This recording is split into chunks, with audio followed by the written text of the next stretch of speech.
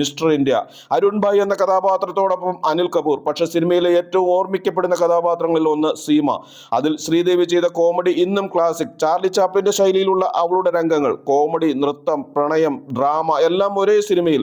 ഇവിടെയാണ് ശ്രീദേവി ഒരു കാര്യം തെളിയിച്ചത്. അവൾ ഒരു ഗ്ലാമർ നായിക മാത്രമല്ല, അവൾക്ക് ഏത് കഥാപാത്രവും ചെയ്യാം. ചാന്ദിനി, യാഷ് ചോപ്രയുടെ റൊമാൻറ്റിക് സിനിമ. വെള്ള സാരി അണിഞ്ഞ ശ്രീദേവി, അവളുടെ നൃത്തം, അവളുടെ സൗന്ദര്യം, അവളുടെ അഭിനയ ശൈലി. ചാന്ദിനി എന്ന കഥാപാത്രം തന്നെ ശ്രീദേവിയുടെ ഒരു ബ്രാൻഡായി മാറി.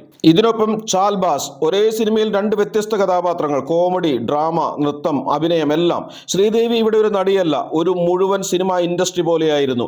പക്ഷെ ശ്രീദേവിയുടെ യഥാർത്ഥ അഭിനയശേഷി കാണണമെങ്കിൽ സദ്മ മറക്കാൻ കഴിയില്ല. മാനസികമായി ഒരു കുട്ടിയുടെ നിലയിലേക്ക് തിരിച്ചുപോയ ഒരു യുവതിയുടെ കഥാപാത്രം, അവളുടെ ചിരി, അവളുടെ ബാലിശത, അവളുടെ വേദന, അവസാന രംഗത്തിലെ വികാരം, ഇതെല്ലാം ചേർന്നപ്പോൾ ശ്രീദേവി വെറും സ്റ്റാർ മാത്രമല്ലെന്ന് തെളിഞ്ഞു. അവൾ ഒരു അഭിനേത്രിയായിരുന്നു, അതും അസാധാരണമായ ഒരു അഭിനേത്രി.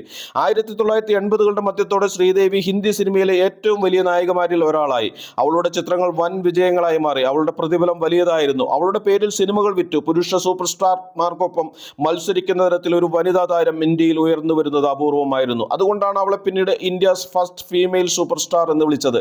ഇവിടെയാണ് കഥ വീണ്ടും മാറുന്നത്. ഈ എപ്പിസോഡ് നിങ്ങൾക്ക് ഇഷ്ടമായെങ്കിൽ ലൈക്ക് ചെയ്യാനും ഷെയർ ചെയ്യാനും മടിക്കരുത്. മറ്റൊരു രസകരമായ എപ്പിസോഡ് ഇനിയും കാണുന്നതിന് വേണ്ടി സബ്സ്ക്രൈബ് ചെയ്തില്ലെങ്കിൽ ചാനൽ സബ്സ്ക്രൈബ് ചെയ്യുക.